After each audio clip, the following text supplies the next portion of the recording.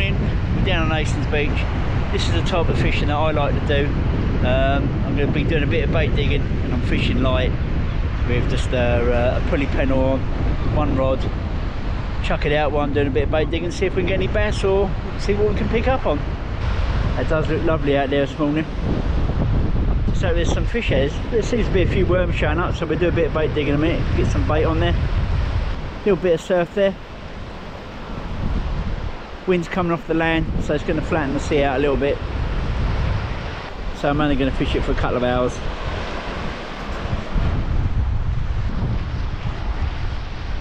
All I'm using is a pulley pennel, got a 3/0 with a 1/0 on the back, 4-ounce lead.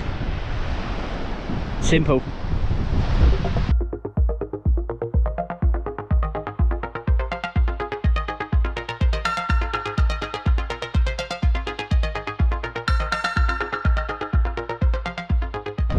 Okay, so I'm going to try and give you an example of what we try and achieve when we're bait digging.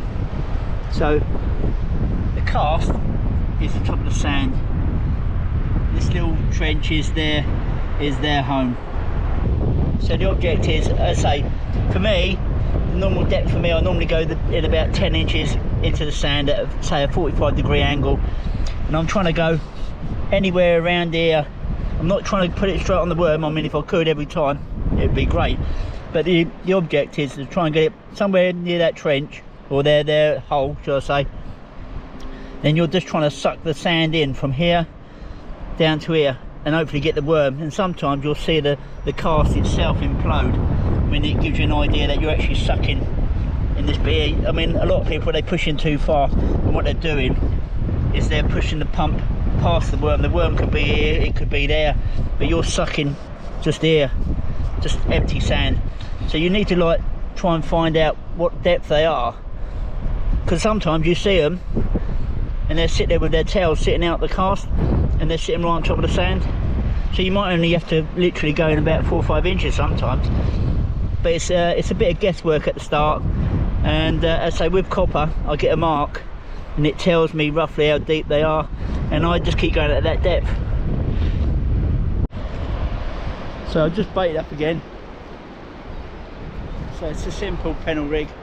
We're going to chuck that out, try and get out past that surf.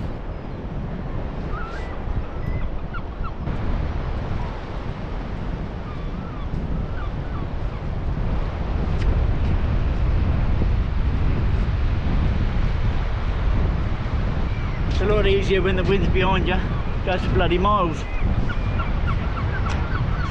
Okay, so the first bait's out of the water there now.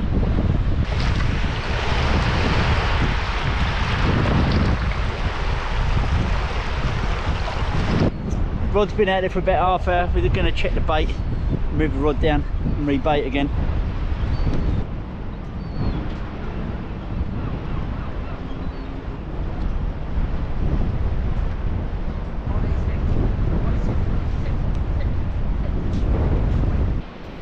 Well, I've got two worms on the pulley pennel now. Try a big bit of bait. There isn't a lot happening out there at the moment. Still getting a few worms though. So, and it's nice and sunny, so enjoying the morning.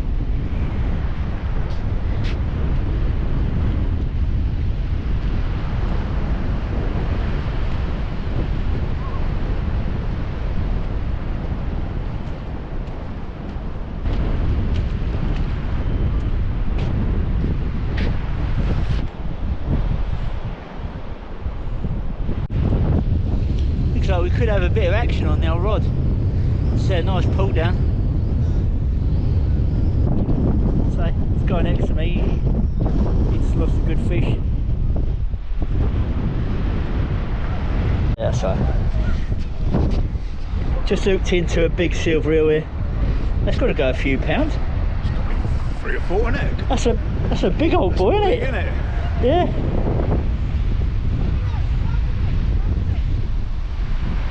Yeah, he's just going to make a right mess. Just trying to keep that away from the rig. Oh, look at this. Oh. Well, He's a big old I boy. loved them more when you could keep them and eat them. Oh yeah, you can't now though, can you? No. He swallowed that right down.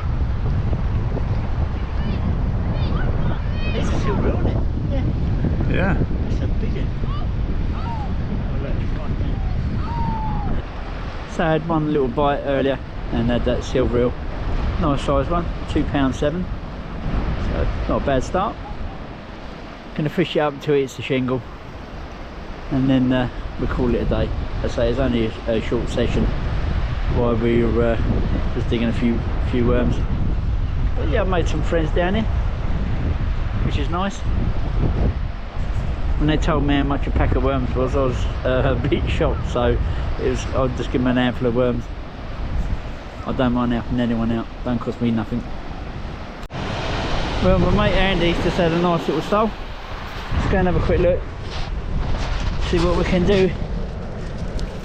Yeah, it's lovely. Just caught it. Nice size and all.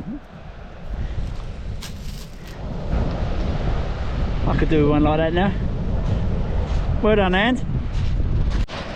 Yeah, the old tide's rolling in now. So yeah, we nearly got cut off on the sandbank there, so we had to quickly run.